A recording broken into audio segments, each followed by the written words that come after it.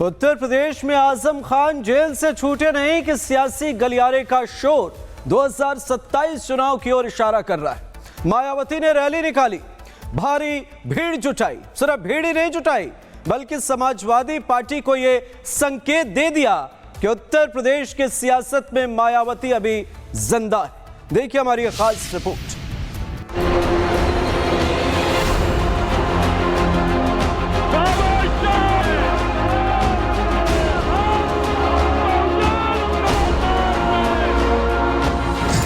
जब ये सत्ता में रहते हैं ना इनको पीडीए याद आता है और ना पीडीए के जो संत गुरु और महापुरुष है वो भी याद नहीं आते हैं।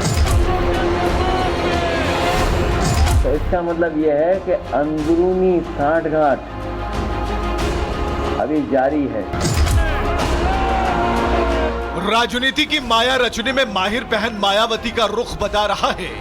अपनी मर्जी से कहा अपने सफर के हम हैं, रुख हवाओं का जिधर का है उधर के हम हैं। मौका दलितों के मसीहा काशीराम की पुण्यतिथि का, मंच मायावती का, भीड़ बीएसपी प्रमुख मायावती की और मायावती की जुबान पर चिपका नाम योगी का।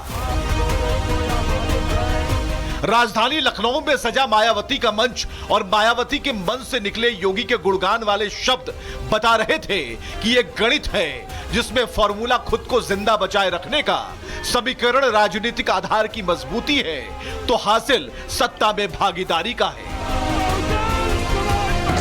बीएसपी सुप्रीमो मायावती ने अपनी ही जनसभा में योगी सरकार की प्रशंसा कर माहौल को एक नया एंगल दे दिया। एक दिन पहले आजम खान और अखिलेश एक हुए तो दूसरे ही दिन मायावती ने शक्ति प्रदर्शन कर पीडीए के अखिलेश को डी की ताकत दिखा दी। 2022 के चुनाव में पीडीए का ए फैक्टर मजबूती का कारण बना हो, लेकिन 2027 की तस्वीर मायावती के सामने खड़ी डी वाली भीड़ अखिलेश को कहने पर मजबूर कर रही है कि अंदर कुछ खिचड़ी पक रही है। हमारे साथी जानते होंगे कि मान्यवर काशीराम जी को इटावा से सांसद बनाने के लिए समाजवादी पार्टी, नेताजी और हम सब का, और यहाँ पर बहुत सारे साथी बैठे हैं, इनका सहयोग रहा और उसका परिणाम ये रहा कि जो कम्युनल पॉलिटिक्स थी उस समय जो कम्युनल पॉलिटिक्स पीक पर थी, उसका मुकाबला अगर किसी ने किया था तो सपा बसपा, और बहुत विस्तार से हम लोगों को आर.के. चौधरी साहब ने भी बताया कि किस तरीके से चीजों को उस समय अनफोल्ड किया था। तो इसका मतलब यह है कि अंदरूनी सांठगांठ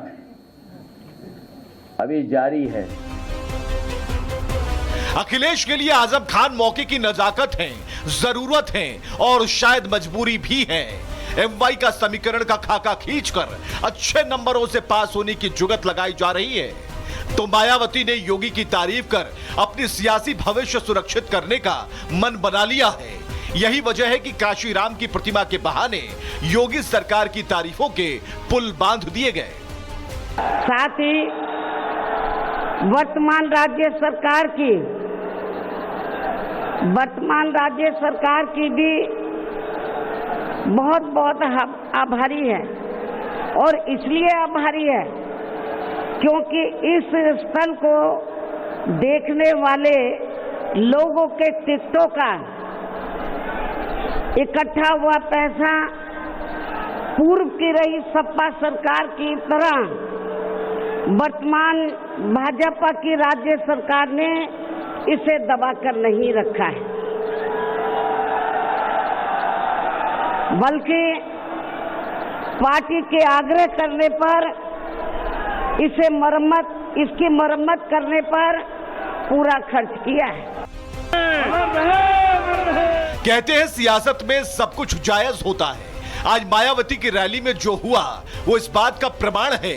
मायावती ने वर्तमान और भविष्य की राजनीति को ध्यान में रखते हुए आज योगी की तारीफ की और सपा पर निशाना साधा।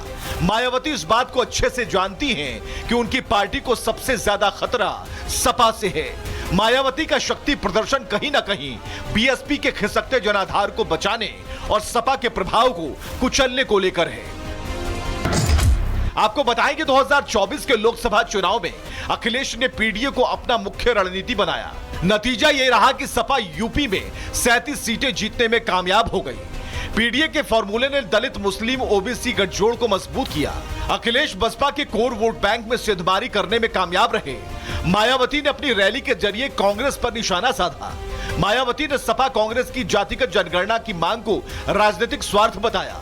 मायावती ने कहा कि कांग्रेस दलित विरोधी पार्टी है। मायावती ने कहा कांग्रेस ने बाबा साहब अंबेडकर को भारत रत्न नहीं दिया। के सम्मान में बहरहाल मायावती का बदला रुख बता रहा है।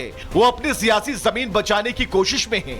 सपा कांग्रेस पर निशाना, जबकि योगी की तारीफ मायावती की सोची समझी रणनीति का हिस्सा है। ऐसा इसलिए कि हाल के दिनों में बीजेपी ने कभी भी मायावती पर सीधा हमला नहीं किया। बीएसपी और बीजेपी के बीच सियासी गठबंधन का लंबा इतिहास भी दोनों दलों के बीच नरमी की गवाही है।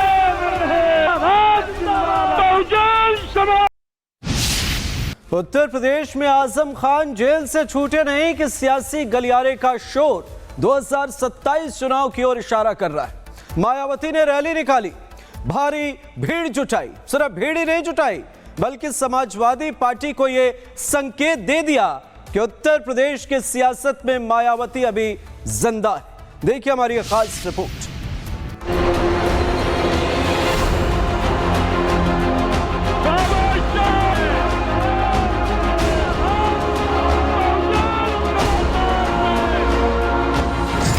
जब ये सत्ता में रहते हैं ना इनको पीडीए याद आता है और ना पीडीए के जो संत गुरु और महापुरुष है वो भी याद नहीं आते हैं।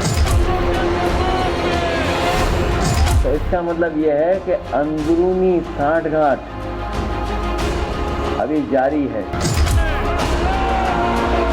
राजनीति की माया रचने में माहिर बहन मायावती का रुख बता रहा है। अपनी मर्जी से कहा अपने सफर के हम हैं, रुख हवाओं का जिधर का है उधर के हम हैं। मौका दलितों के मसीहा काशीराम की पुण्यतिथि का, मंच मायावती का, भीड़ बीएसपी प्रमुख मायावती की और मायावती की जुबान पर चिपका नाम योगी का। राजधानी लखनऊ में सजा मायावती का मंच और मायावती के मन से निकले योगी के गुणगान वाले शब्द बता रहे थे कि यह गणित है जिसमें फॉर्मूला खुद को जिंदा बचाए रखने का, समीकरण राजनीतिक आधार की मजबूती है तो हासिल सत्ता में भागीदारी का है। बीएसपी सुप्रीमो मायावती ने अपनी ही जनसभा में योगी सरकार की प्रशंसा कर माहौल को एक नया एंगल दे दिया। एक दिन पहले आजम खान और अखिलेश एक हुए तो दूसरे ही दिन मायावती ने शक्ति प्रदर्शन कर पीडीए के अखिलेश को डी की ताकत दिखा दी। 2022 के चुनाव में पीडीए का ए फैक्टर मजबूती का कारण बना हो, लेकिन 2027 की तस्वीर मायावती के सामने खड़ी डी वाली भीड़ अखिलेश को कहने पर मजबूर कर रही है कि अंदर कुछ खिचड़ी पक रही है। हमारे साथी जानते होंगे कि मान्यवर काशीराम जी को इटावा से सांसद बनाने के लिए समाजवादी पार्टी, नेताजी और हम सब का, और यहाँ पर बहुत सारे साथी बैठे हैं, इनका सहयोग रहा और उसका परिणाम ये रहा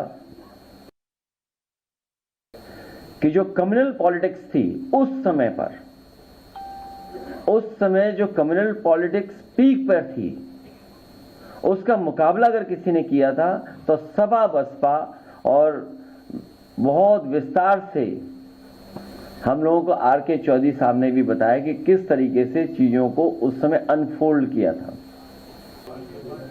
तो इसका मतलब यह है कि अंदरूनी सांठगांठ अभी जारी है। अखिलेश के लिए आजम खान मौके की नजाकत है, जरूरत है और शायद मजबूरी भी है। एमवाई का समीकरण का खाका खींचकर अच्छे नंबरों से पास होने की जुगत लगाई जा रही है तो मायावती ने योगी की तारीफ कर अपनी सियासी भविष्य सुरक्षित करने का मन बना लिया है। यही वजह है कि काशीराम की प्रतिमा के बहाने योगी सरकार की तारीफों के पुल बांध दिए गए। साथ ही वर्तमान राज्य सरकार की भी बहुत बहुत आभारी है। और इसलिए आभारी है क्योंकि इस स्थल को देखने वाले लोगों के टिकटों का इकट्ठा हुआ पैसा पूर्व की रही सपा सरकार की तरह वर्तमान भाजपा की राज्य सरकार ने इसे दबाकर नहीं रखा है,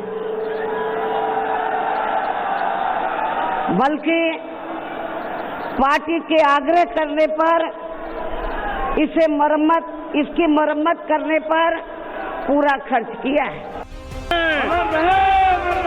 कहते हैं सियासत में सब कुछ जायज होता है।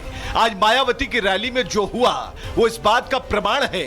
मायावती ने वर्तमान और भविष्य की राजनीति को ध्यान में रखते हुए आज योगी की तारीफ की और सपा पर निशाना साधा। मायावती इस बात को अच्छे से जानती हैं कि उनकी पार्टी को सबसे ज्यादा खतरा सपा से है।